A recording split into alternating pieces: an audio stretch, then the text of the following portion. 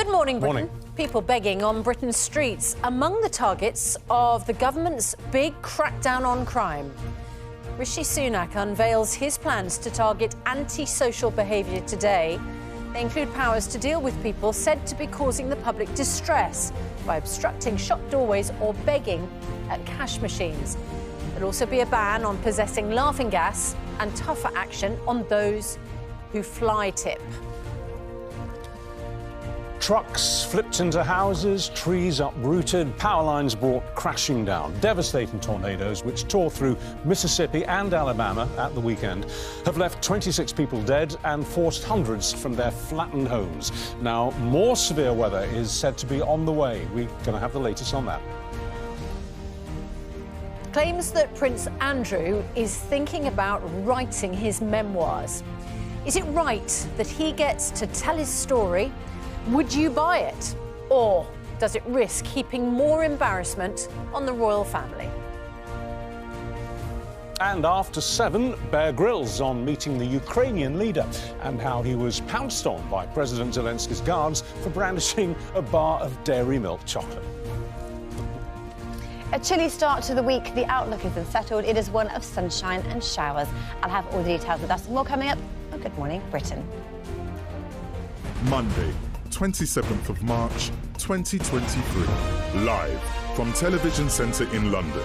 This is Good Morning Britain with Susanna Reid and Richard Madeley. Good morning, Britain. It has just gone 6 o'clock. Welcome to the programme. Also this morning, we are talking about MPs and whether they should have consultants' jobs, whether they should have second jobs, whether they should be paid £10,000 a day extra to do extra work, particularly when it's for a made-up company and they are duped by a campaign group called Led by Donkeys. Very funny scam, that. But actually, you were making the point in our pre-programme discussions, actually, quite a few MPs do have second jobs. They're called cabinet posts.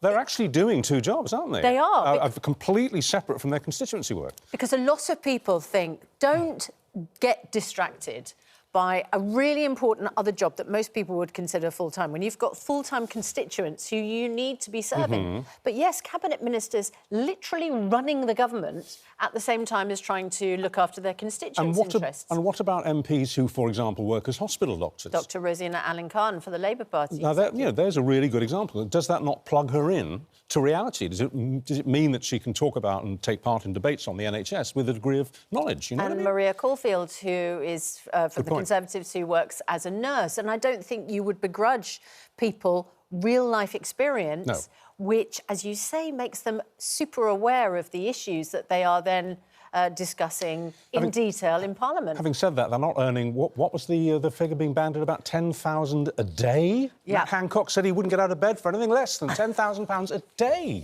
Good grief. Kwasi Kwarteng, former Chancellor, formerly in charge of our economy, initially... Well, I think we've got a little bit of it. I'll show the clip. Shall we have a look? Here we go.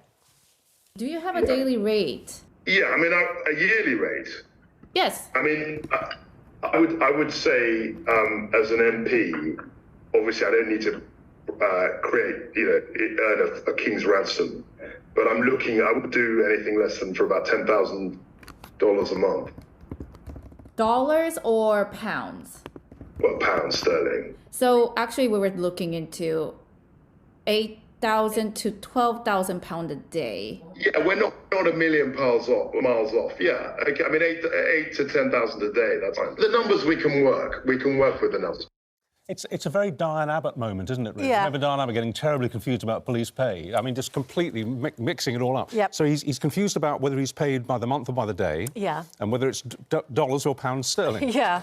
The man who used to would have run the economy. You would have thought those things were quite significant, wouldn't you, if you're dealing with spreadsheets? It's a very funny scam, that. Very funny. Well, you say it's funny. I think a lot of people are very concerned about it. I mean, we're inundated with comments, and the question this morning is, would you ban MPs from even considering taking on a daily rate, whether that's in dollars or pounds? Tracy, yes, daily or monthly. If they're being paid 10 grand a day, Some people don't get that a year. For goodness sake, some people are so greedy. Adam says increase the wages of MPs. Then there would be no second jobs, no secret payouts from companies. What do they get, about 85,000 a year? And that's the bottom line, isn't it? 84? Yes, you're not far off, 84. Apparently we're here in our ears. Okay. Then you would get a higher standard of MPs as well. I think if you are the constituent of an MP, well, we're all constituents of MPs, but do you have a view about whether your MP is fully committed to you as a constituent? Have you tried to get in touch with your MP but found that they're busy doing other things? Perhaps they are a cabinet minister, or perhaps they're accepting $10,000 a day. We have a Twitter poll on this. You can vote at it, and we will be debating that this morning. Okey-dokey. Now, it's just coming up to 6 minutes past 6. Our main news this morning, people begging on Britain's streets will be targeted as part of the Prime Minister's proposals to crack down on antisocial behaviour. Yep, Rishi Sunak is going to unveil a series of new powers to deal with people who are said to be causing the public distress. Now, this move is part of a wider crackdown on crime, which includes a ban on laughing gas. So we're going to get more on this from our chief correspondent, Richard Gaisford, who's in Brighton for us, and we'll be discussing it later in the show as well. But, Richard, let's start with you. What else is the Prime Minister expected to announce later today?